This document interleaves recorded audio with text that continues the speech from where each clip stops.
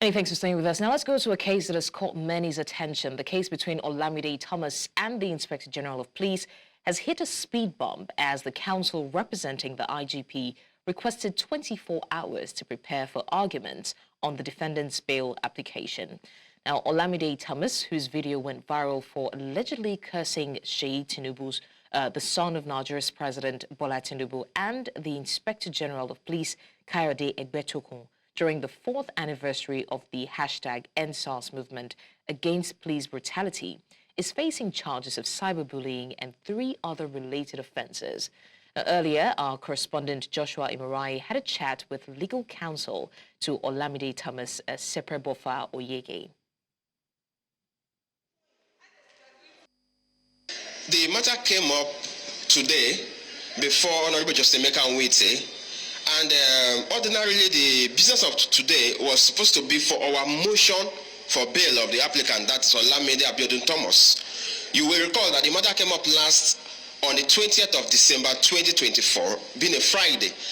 We informed that was the day the defendant was arraigned.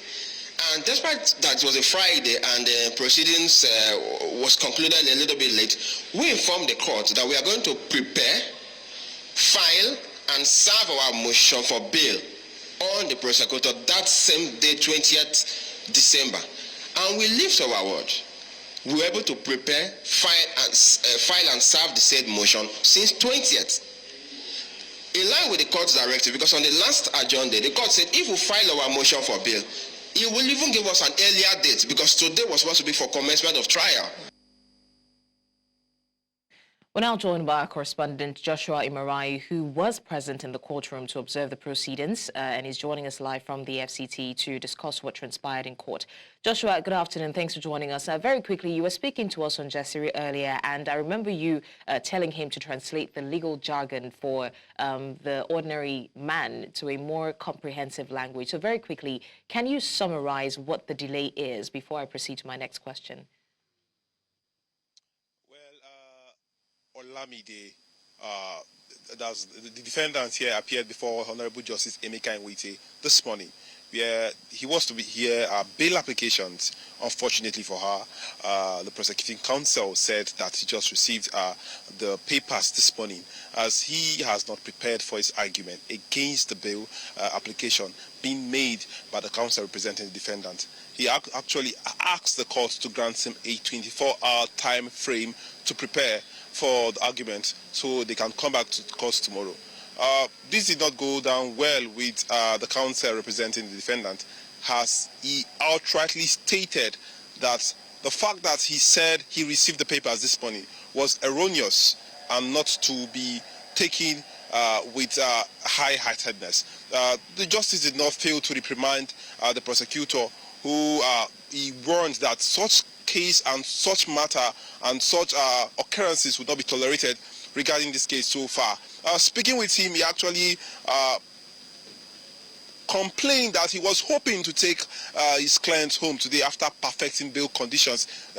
He was actually setting his eyes on the ball that today his client will be granted bail, but this is just one of the bureaucracies that we meet in public offices that holds Nigerians' sway and back. That is what happened in court this morning. Here's what people are concerned about. Reprimanding the opposing counsel seems a little bit as a light penalty for allegedly, that alleged oversight. And my question is, because there are speculations that this might be somewhat intentional as a way to delay the bail hearing that was filed, that was obviously filed and submitted. So is there any other motion that can be filed by the defending counsel regarding this supposed oversight, or are they just going to let it lie? Well, so far, all I know is nothing can be done, because my Lord, the Honorable Justice Emeka Nwite has already granted him the time frame of 24 hours with the refrain that it would not happen again.